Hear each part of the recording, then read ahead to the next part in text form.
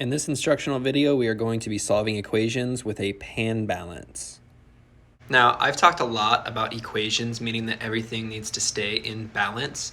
And this lesson, using the pan balance, we're going to really explore this concept at a whole nother level, and we're going to be using things besides numbers in order to visually show these equations. So first off, what's a pan balance?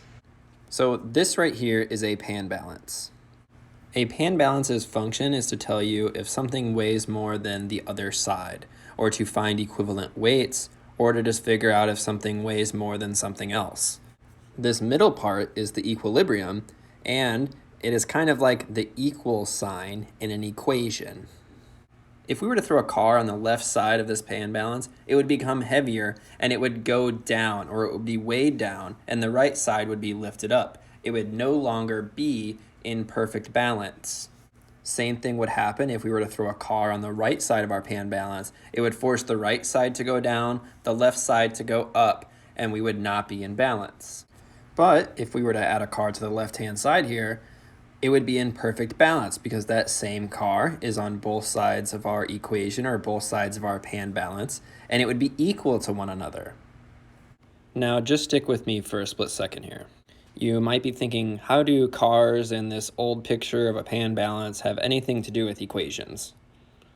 If we were to replace the cars with the number 5, would this pan balance be perfectly in balance?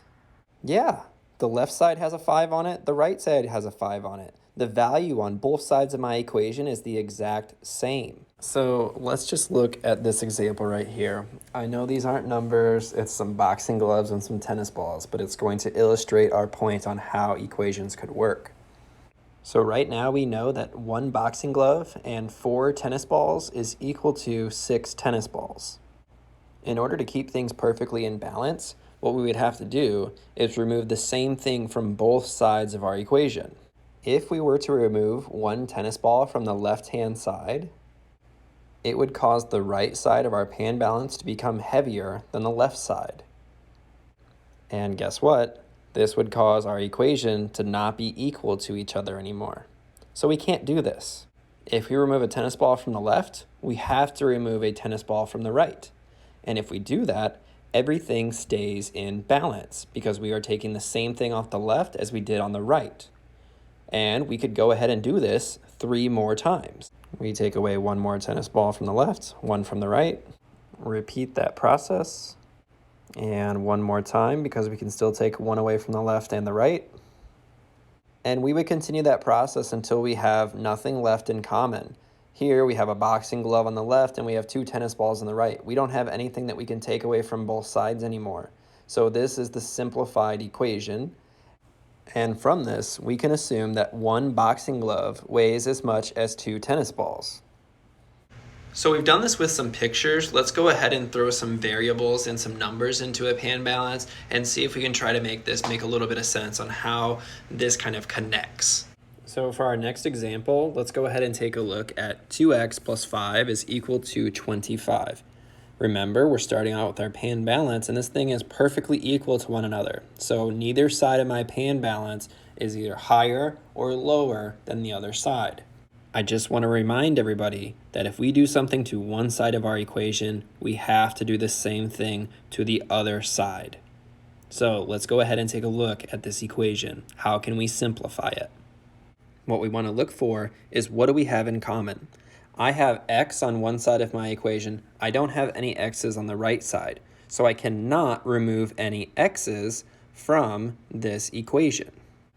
We do, however, have a constant number on both the left and the right, and we could remove these and simplify our equation, and then maybe we can find out what x is equal to.